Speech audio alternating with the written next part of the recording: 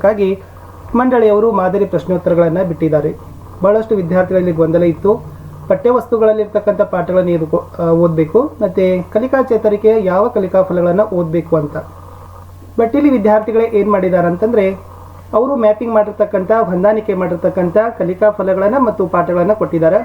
ಇವುಗಳನ್ನು ನೋಡಿ ಪ್ರಿಪೇರ್ ಆದರೆ ಸಾಕು, ಖಂಡಿತವಾಗಿ ನೀವು ಪರೀಕ್ಷೆಯಲ್ಲಿ 40ಕ್ಕೆ 40 ಅಂಕಗಳನ್ನು ಪಡೆಯುವುದರಲ್ಲಿ ಯಶಸ್ಸನ್ನು ಕಾಣ್ತೀರಿ. ಇವತ್ತು ಅವರು ಬಿಟ್ಟಿರ್ತಕ್ಕಂಥ ಮ್ಯಾಪಿಂಗ್ ಮಾಡಿರ್ತಕ್ಕಂಥ ಪಠ್ಯವಸ್ತು ಮತ್ತು ಕಲಿಕಾ ಫಲಗಳ ಪಟ್ಟಿಗಳಲ್ಲಿ ಕೋರ್ ವಿಷಯಗಳಿಗೆ ಸಂಬಂಧಪಟ್ಟಂತಿದ್ದಾವೆ. ಭಾಷಾ ವಿಷಯಗಳ ಬಿಟ್ಟಿದ ನಂತರ ನಾವುಗಳು ಕೂಡ ವಿಡಿಯೋಗಳನ್ನು ಮಾಡ್ತೀವಿ. ವಿಡಿಯೋನ ಲೈಕ್, ಶೇರ್ ಹಾಗೂ ಸಬ್ಸ್ಕ್ರೈಬ್ ಮಾಡಲು ಮರೆಯದಿರಿ. ಫಸ್ಟ್ ಟೈಮ್ ವಾಚ್ ಮಾಡ್ತಿದ್ರೆ ಸಬ್ಸ್ಕ್ರೈಬ್ ಜೊತೆಗೆ ಬೆಲ್ ಐಕಾನನ್ನು ಅವಶ್ಯವಾಗಿ ಒತ್ತಿ. ನಮ್ಮ ಯೂಟ್ಯೂಬ್ ಚಾನಲ್ನಲ್ಲಿ 8ನೇ ತರಗತಿಯ ಒಂದು ಹಿಂದಿ ಸಮಾಜ ವಿಜ್ಞಾನದಲ್ಲಿ ಕಲಿಕಾ ಹಾಳೆಗಳ ಉತ್ತರಗಳಿದ್ದಾವೆ. ಮಾದರಿ ಪ್ರಶ್ನೋತ್ತರಗಳನ್ನು ಬಿಟ್ಟಿದ್ದೀವಿ. ಎಲ್ಲ ಕ್ವಶನ್ ಪೇಪರ್ಗಳ ನೀಲನಕ್ಷೆ ಪ್ರಶ್ನೆ ಪತ್ರಿಕೆ ವಿನ್ಯಾಸಗಳನ್ನು ಅಪ್ಲೋಡ್ ಮಾಡಿದ್ದೀವಿ. ಅವುಗಳನ್ನು ಸಹಿತ ನೋಡೋಣ ಸಮಾಜ ವಿಜ್ಞಾನದಲ್ಲಿ ಯಾವ ಕಲಿಕಾ ಚೇತರಿಕೆ ಫಲಗಳನ್ನು ಓದಬೇಕು ಅಂತ. ಇಲ್ಲಿ ಕೊಟ್ಟಿದ್ದಾರೆ ಅವರು 6.1 ಉತ್ತರ ಭಾರತದ ಪ್ರಮುಖ ರಾಜಮನೆತನಗಳು, 6.2 ದಕ್ಷಿಣ ಭಾರತದ ಪ್ರಮುಖ ರಾಜಮನೆತನಗಳು, 13.1ರಲ್ಲಿ ಭೂಮಿಯ ಪದರುಗಳ ಲಕ್ಷಣಗಳು, ಜಲಗೋಳ, ಜೀವಗೋಳ, 14ನೇ ಕಲಿಕಾಂಶ ಸ್ಥಳೀಯ ಸರ್ಕಾರ. ಇಷ್ಟು ಓದಿದರೆ ಸಾಕು. ಅದೇ ತರನಾಗಿರ್ತಕ್ಕಂಥ ಇದು ಇನ್ನು ಇತಿಹಾಸದ ಪಾಠವನ್ನು ಪುಸ್ತಕದಲ್ಲಿ ನೋಡೋದಾದರೆ ಮೌರ್ಯರು ಮತ್ತು ಕುಶಾನರು, ಗುಪ್ತರು ಮತ್ತು ವರ್ಧನರು, ದಕ್ಷಿಣ ಭಾರತದ ರಾಜವಂಶಗಳು, ಬಾದಾಮಿ ಚಾಲುಕ್ಯರು, ಮಾನ್ಯಕೊಟ್ಟದ ರಾಷ್ಟ್ರಕೂಟರು, ಕಲ್ಯಾಣದ ಹೊಯ್ಸಳರು, ಚೋಳರು ಮತ್ತು ದ್ವಾರಸಮುದ್ರದ ಹೊಯ್ಸಳರು, ಸ್ಥಳೀಯ ಸ್ವಯಂ ಸರ್ಕಾರಗಳು, ಜಲಗೋಳ ಮತ್ತು ಜೀವಗೋಳ. ಇಷ್ಟು ಪಾಠಗಳನ್ನು ಓದಿಕೊಂಡಿದ್ದೆ. ಆದರೆ ಎಷ್ಟನೇದು ವಿಜ್ಞಾನದಲ್ಲಿ ನೋಡೋಣ ವಿದ್ಯಾರ್ಥಿಗಳೇ. ಫಸ್ಟಿಗೆ ಕಲಿಕಾ ಫಲಗಳಲ್ಲಿ ದಹ್ಯ ಮತ್ತು ಅದಹ್ಯ ವಸ್ತುಗಳನ್ನು ವರ್ಗೀಕರಿಸೋರು, ಪ್ರಯೋಗಗಳನ್ನು ಕೈಗೊಳ್ಳುವ ಮೂಲಕ ಜ್ವಲನ ತಾಪವನ್ನು ವಿವರಿಸೋರು, ಸ್ವಯಂ ದಹನ ಹಾಗೂ ಕ್ಷಿಪ್ರ ದಹನವನ್ನು ವ್ಯತ್ಯಾಸಿಸೋರು, ಬೆಂಕಿ ಉರಿಯುವ ಹಾಗೂ ನಂದಿಸುವ ಪ್ರಕ್ರಿಯೆಯನ್ನು ವಿವರಿಸೋರು, ಸಸ್ಯ ಜೀವಕೋಶ ಪ್ರಾಣಿ ಜೀವಕೋಶಗಳನ್ನು ಗುರುತಿಸಿ ಚಿತ್ರ ಬರೆದು ಭಾಗಗಳನ್ನು ಗುರುತಿಸೋರು, ಪ್ರಮುಖ ಕಣದಂಗಗಳಾದ ಕೋಶಪೊರೆ, ಕೋಶಕೇಂದ್ರ, ಪತ್ರ, ಹರಿತಿನ ಕಾರ್ಯ ತಿಳಿಯೋರು, ಸಸ್ಯ ಜೀವಕೋಶ ಮತ್ತು ಪ್ರಾಣಿ ಜೀವಕೋಶಗಳನ್ನು ವ್ಯತ್ಯಾಸಿಸುವರು, ಸಸ್ಯ ಮತ್ತು ಪ್ರಾಣಿಗಳಲ್ಲಿ ಸಂತಾನೋತ್ಪತ್ತಿ ಕ್ರಿಯೆಯನ್ನು ವಿವರಿಸುವರು, ಲೈಂಗಿಕ ಮತ್ತು ಅಲೈಂಗಿಕ ಸಂತಾನೋತ್ಪತ್ತಿ ಕ್ರಿಯೆಯನ್ನು ವ್ಯತ್ಯಾಸಿಸುವರು, ಪ್ರೌಢಾವಸ್ಥೆಯಲ್ಲಿ ಆಗುವ ಬದಲಾವಣೆಗಳನ್ನು ಕುರಿತು ಹದಿಹರೆಯ ವಯಸ್ಸಿನಲ್ಲಿ ತನ್ನಲ್ಲಾಗುವ ದೈಹಿಕ ಬದಲಾವಣೆಗಳಿಗೆ ಕಾರಣ ಕಂಡುಕೊಳ್ಳೋರು, ಹದಿಹರೆಯದವರ ಪೋಷಣ ಅಗತ್ಯತೆಗಳನ್ನು ಅರಿತು ಉತ್ತಮ ಆರೋಗ್ಯಕರ ಅಭ್ಯಾಸಗಳನ್ನು ಬೆಳೆಸಿಕೊಳ್ಳೋರು, ಉತ್ತಮ ಮತ್ತು ದುರ್ಬಲ ವಾಹಕಗಳನ್ನು ವ್ಯತ್ಯಾಸಿಸೋರು, ನೀರಿನ ವಿದ್ಯುತ್ ವಿಭಜನೆ ಬಗ್ಗೆ ಪ್ರಯೋಗ ಕೈಗೊಂಡು ವಿವರಿಸೋರು, ವಿದ್ಯುತ್ ಲೇಪನದ ಕುರಿತು ದಿನನಿತ್ಯ ಜೀವನದಲ್ಲಿ ಅದರ ಉಪಯೋಗಗಳನ್ನು ಪ್ರಶಂಸಿಸುವರು, ಮಾರುತ, ಬಿರುಗಾಳಿ, ಚಂಡಮಾರುತಗಳಿಂದ ಉಂಟಾಗುವ ಪರಿಣಾಮಗಳನ್ನು ಅರಿಯೋರು, ಮಿಂಚಿನ ಅರ್ಥ, ಉಂಟಾಗುವ ರೀತಿ, ಅದರಿಂದ ಆಗುವ ಪರಿಣಾಮಗಳ ಬಗ್ಗೆ ಮತ್ತು ಅದರಿಂದ ರಕ್ಷಿಸಿಕೊಳ್ಳೋದನ್ನು ತಿಳಿಯೋರು, ಭೂಕಂಪ ಉಂಟಾಗುವ ಬಗ್ಗೆ ಹಾಗೂ ಅವುಗಳಿಂದ ಆಗುವ ಪರಿಣಾಮಗಳ ಬಗ್ಗೆ ಮತ್ತು ಇದರಿಂದ ರಕ್ಷಿಸಿಕೊಳ್ಳೋದನ್ನು ತಿಳಿದುಕೊಳ್ಳೋರು, ಬೆಳಕನ್ನು ಅರ್ಥೈಸೋರು, ದರ್ಪಣದ ವಿಧಗಳನ್ನು ವ್ಯತ್ಯಾಸಿಸೋರು, ದರ್ಪಣದ ನಿಯಮಗಳನ್ನು ತಿಳಿದು ಪ್ರಯೋಗಗಳನ್ನು ನಡೆಸೋರು, ಪ್ರತಿಫಲನದ ನಿಯಮಗಳನ್ನು ವಿವರಿಸೋರು, ಅನ್ವಯಗಳನ್ನು ತಿಳಿಯುವರು, ನಿಮ್ನ ಮತ್ತು ಪೀನ ದರ್ಪಣದ ಉಪಯೋಗಗಳನ್ನು ತಿಳಿಯುವವರು, ಆಕಾಶಕಾಯಗಳ ಅರ್ಥ ಮತ್ತು ಅವುಗಳನ್ನು ಗುರುತಿಸೋರು, ಗ್ರಹ, ಉಪಗ್ರಹ ಮತ್ತು ನಕ್ಷತ್ರಗಳ ನಡುವಿನ ವ್ಯತ್ಯಾಸಗಳನ್ನು ಅರಿಯುವರು, ನೈಸರ್ಗಿಕ ಮತ್ತು ಕೃತಕ ಉಪಗ್ರಹಗಳ ನಡುವಿನ ವ್ಯತ್ಯಾಸ ಅರಿಯುವರು, ಚಂದ್ರನ ಬಿಂಬಾವಸ್ಥೆಗೆ ಕಾರಣಗಳನ್ನು ವಿವರಿಸೋರು, ಸೌರಮಂಡಲದಲ್ಲಿನ ಬೇರೆ ಬೇರೆ ಗ್ರಹಗಳ ಲಕ್ಷಣಗಳನ್ನು ಅರಿಯೋರು ಮತ್ತು ಅವುಗಳ ನಡುವಿನ ವ್ಯತ್ಯಾಸವನ್ನು ಗಮನಿಸೋರು, ನಕ್ಷತ್ರ ಪುಂಜಗಳ ಅರ್ಥ ತಿಳಿದು ಅವುಗಳಲ್ಲಿ ಕೆಲಸವನ್ನು ರಾತ್ರಿ ಆಕಾಶದಲ್ಲಿ ಗುರುತಿಸುವ ಕೌಶಲ್ಯವನ್ನು ಪಡೆದುಕೊಳ್ಳೋರು, ವಾಯುಮಾಲಿನ್ಯದ ಅರ್ಥ, ಕಾರಣ, ಪರಿಣಾಮ, ತಡೆಗಟ್ಟುವ ಕ್ರಮವನ್ನು ತಿಳಿಯೋರು, ಜಲಮಾಲಿನ್ಯದ ಅರ್ಥ, ಕಾರಣ, ಪರಿಣಾಮ ಮತ್ತು ತಡೆಗಟ್ಟುವ ರೀತಿಯನ್ನು ತಿಳಿಯೋರು ಅಂತಕ್ಕಂಥದ್ದು ಕಲಿಕಾ ಫಲಗಳಿತ್ತು. ಇನ್ನು ಪಠ್ಯಪುಸ್ತಕದಲ್ಲಿ ಅವ್ರು ಏನು ಮಾಡಿದ್ದಾರೆ ಅಂತಂದರೆ 2ನೇ ಭಾಗದ ಎಲ್ಲ ಒಂದು ಪಾಠಗಳನ್ನು ಇಟ್ಟಿದ್ದಾರೆ.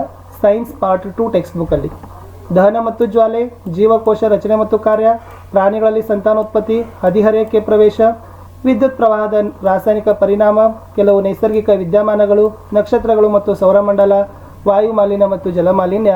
ಇಷ್ಟು ಪಾಠಗಳನ್ನು ಇತ್ತು. ಮೇಲೆ ಇರ್ತಕ್ಕಂಥದ್ದು ಇಷ್ಟು ಕಲಿಕಾ ಫಲಗಳು ಏನಾಗಿತ್ತಪ್ಪ ಅಂದರೆ ಕಲಿಕಾ ಚೇತರಿಕೆ ಇದ್ದಿತ್ತು. ಸೊ ಇಷ್ಟಾದರೆ ಸೈನ್ಸ್ದು ಕಂಪಲ್ಸರಿಯಾಗಿ ಕ್ಲಿಯರ್ ಆಗ್ತದೆ. ಇಂಗ್ಲೀಷ್ ಮೀಡಿಯಂ ಸ್ಟೂಡೆಂಟ್ಸ್ಗಳನ್ನು ಸಹಿತ ಇದನ್ನು ನೋಡ್ಕೊಡ್ರಿ. ಇವು ಎಷ್ಟು ಲರ್ನಿಂಗ್ ಔಟ್ಕಮ್ಸ್ ಇದ್ದಾವೆ, ಆಮೇಲೆ ಟೆಕ್ಸ್ಟ್ ಬುಕ್ದಲ್ಲಿ ಇರ್ತಕ್ಕಂಥ ಕಂಟೆಂಟ್ಸ್ಗಳು. ಇನ್ನು ನೆಕ್ಸ್ಟ್ ಹೋಗೋಣ ವಿದ್ಯಾರ್ಥಿಗಳೇ. ಗಣಿತದಲ್ಲಿ ಕಲಿಕಾ ಫಲಗಳನ್ನು ನೋಡೋದಾದರೆ ಕಲಿಕಾ ಚೇತರಿಕೆದು 6ನೇ ಕಲಿಕಾ ಫಲ ಇದೆ. ಭಾಗಲಬ್ಧ ಸಂಖ್ಯೆಗಳ ಪರಿಕಲ್ಪನೆ ಮತ್ತು ಅವುಗಳ ಮೇಲಿನ ಮೂಲಕ್ರಿಯೆಗಳು ಹಾಗೂ ಗುಣಲಕ್ಷಣಗಳನ್ನು ಪರೀಕ್ಷಿಸೋರು. ಕಲಿಕಾ ಫಲ 7ರಲ್ಲಿ ವರ್ಗಗಳು, ಘನಗಳು, ವರ್ಗಮೂಲಗಳು ಮತ್ತು ಘನ ಮೂಲಗಳನ್ನು ವಿವಿಧ ವಿಧಾನಗಳಿಂದ ಕಂಡುಹಿಡಿಯೋರು. ಕಲಿಕಾ ಫಲ 9ರಲ್ಲಿ 1ನೇದು ಸಮೀಕರಣ ಮತ್ತು ಉಕ್ತಿಗಳ ನಡುವಿನ ವ್ಯತ್ಯಾಸ ಗುರುತಿಸೋರು. ಹೇಳಿಕೆಗಳನ್ನು ಸಮೀಕರಣ ರೂಪದಲ್ಲಿ ಬರೆಯೋರು.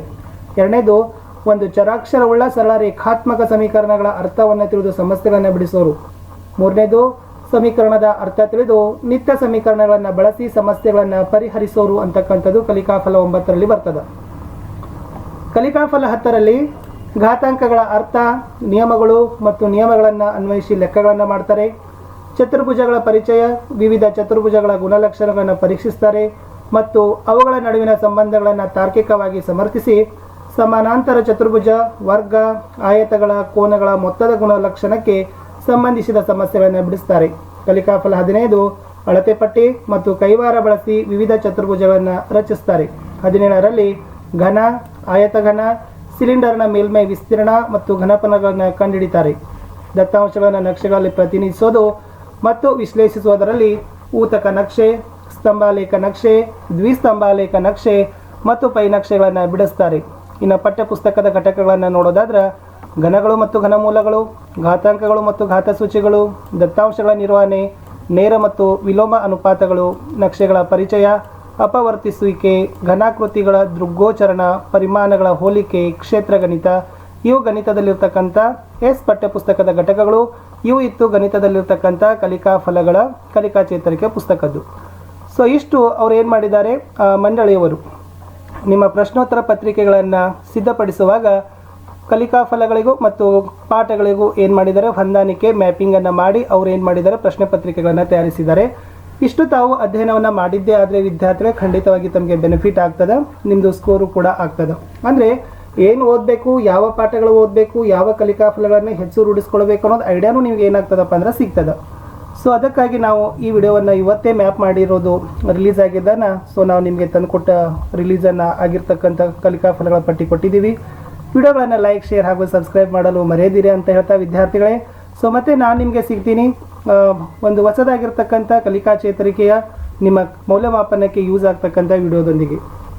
ಪ್ರಶ್ನೋತ್ತರಗಳ ವಿಡಿಯೋಗಳಿದ್ದಾವೆ, ಕಲಿಕಾ ಚೇತರಿಕೆ ವಿಡಿಯೋಗಳಿದ್ದಾವೆ, ರಾಜ್ಯ ಪಠ್ಯಪುಸ್ತಕಗಳ ಕ್ವಶನ್ ಆನ್ಸರ್ಸ್ಗಳ ವಿಡಿಯೋಗಳಿದ್ದಾವೆ. ಅವುಗಳನ್ನು ನೋಡಿ.